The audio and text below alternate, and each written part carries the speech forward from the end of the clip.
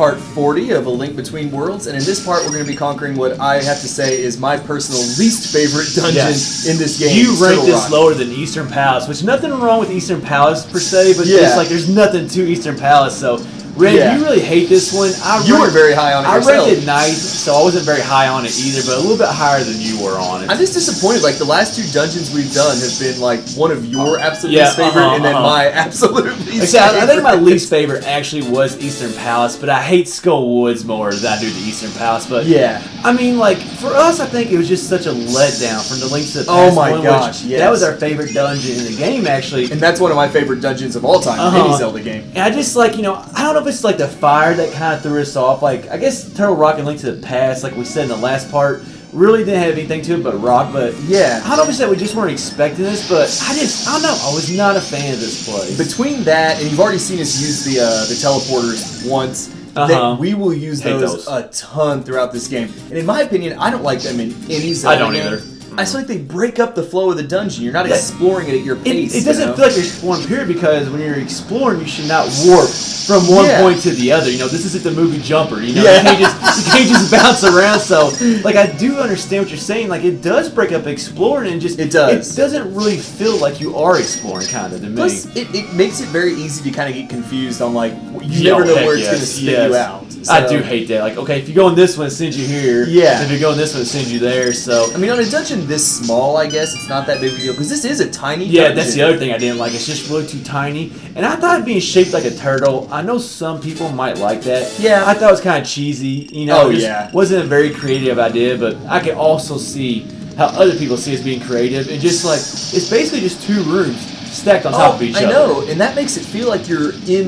I mean, and they're almost identical rooms to be honest. Yeah, they really are. It's like a pit of lava with some platforms. It makes you feel like you're doing the exact same thing for the entire 15, 14 minutes we're in this dungeon. It just doesn't feel like you're like really going back through a dungeon. No, like dungeons we progressed through it. Like we obviously progressed through this one. We do, but with the rooms being stacked on top of each other, it didn't really feel like you're progressing far. It doesn't. Like wow, like the entrance was way down there, and now I'm here. Yeah, you don't get that feeling with this place. Because you're just in 2 rooms almost the whole time. I mean, it's just, and that means we spend a lot of time like backtracking, and not necessarily backtracking, but going over the same platforms again. And if you know us, we're not fans of backtracking. definitely. Now, I do like how those like seesaws were used right there. I agree with that. It kind of reminds me of a room in Great Bay Temple. Oh, back in Majora's Mask. Remember that last room? Like I think for the boss. It's one of the last ones. You gotta like use the ice and fire arrows to like move the seesaws. I love that, and I thought that was well done in this dungeon as well. Now, so far, like the first 4 dungeons of Lorule, we kind of had strategy, and this is actually right here where we broke our strategy. We did, and that's because this right here is the last heart piece in the game. Finally. So, like, we're trying not to spoil too much if you haven't seen this game, but we're kind of going to go like ice, water, and then fire, which is obviously this one. And because this had the last heart piece, we just said, you know what? Let's just go ahead and get this dungeon out of the way. Because at this point now, we have every heart piece and every Mei in the game. That takes away, like, we don't have to spend, like, 4 or 5 parts between dungeons anymore. Yes. We've got almost all of the options. We'll still get some rupees and things like that. You know, it's also kind of nice. We did Turtle Rock last in Link to the Past. We did. Even though it's in a different location, it's still kind of nice that we didn't do it last in this game. And that was something we had talked about before we kind of, realized that we did have a strategy. We wanted to do things in a different order just because we could. We had the option. Definitely. Obviously, that went by the wayside when we thought about the collectibles. Now, one thing I don't understand is like, how does a fire relate to turtles? Oh, I have no idea. Like, where's the relation in that? And the other thing that really like boggles my mind is like, how did this dungeon get down here? Like, who it knows? went to the past, like, however many years it was beforehand. Yeah. It's in the very top right, Death Mountain. And now this dungeon, which, if it has the same name, you're thinking, okay, this is the same dungeon. Yeah. How did it get all the way down here? Who knows? Maybe that turtle just packed up and moved. That turtle in Link to the Past did not look like he could move very far. Had used a quake medallion and you get him up in his mouth.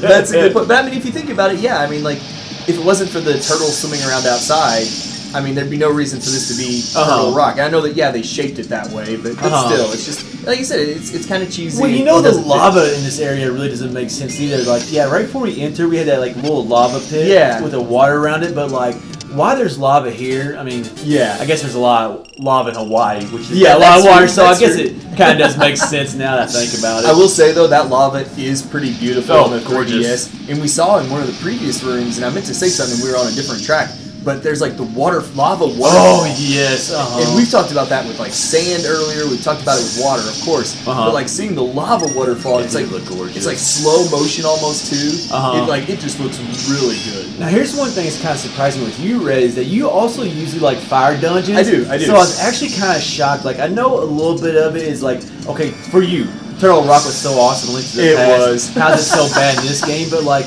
you usually love fire dungeons, though, so it's all kind of shocking. I tried not to factor like the disappointment factor into like my ranking, just because I wanted to like judge it on its own merits. Yeah, definitely. But its own merits suck in my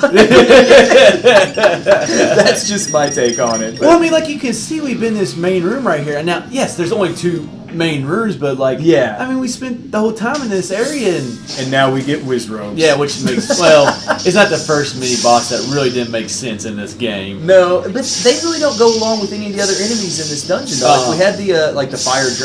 What were those guys called? Flamola. Yeah, something like that. Close enough. And they fit the dungeon. You know, one of the pronunciations was probably right. Yeah, one of the 5 we just threw out right there. So take your pick. Yeah. But it's like, you know, how do Wizrobes fit in? I feel like they belong more in like a dead, like a shadow. Now, one thing I do love is this stone floor right here. Like that, I think really goes well with this dungeon, and just the way it looks. I agree. It looks almost like every stone is like hand placed in there. You know? How did they get the statue down there? Now, how did that work out? I'm gonna cross this lava pit or lava flow right here to put like a statue down right here. I just think you lucked out getting back across that lava before your ice rod effect wore off. It only been like 1 heart, it's no big deal. No, thankfully. Now you know we kind of did mention like actually I know you mentioned this, but like I haven't talked about it really like the ice rod, and like I just love how. Can you think of a fire dungeon where we actually use the ice rod in? No, I think it's like very just using the contrast is right there. I thought it was just awesome. I think that was like you talked about, but I didn't really get a chance like to talk about myself. It makes sense. So, like if you're in this fire dungeon, how do you combat? How do you combat the fire? You use the ice rod. I will say, as much as I don't like this dungeon, I thought that they really did a great job by going that route. Like you said, hardening the lava, freezing these pillars, freezing the seesaws. They implemented it very well. But anyways, this will go ahead and wrap up part 40 of The Link Between Worlds.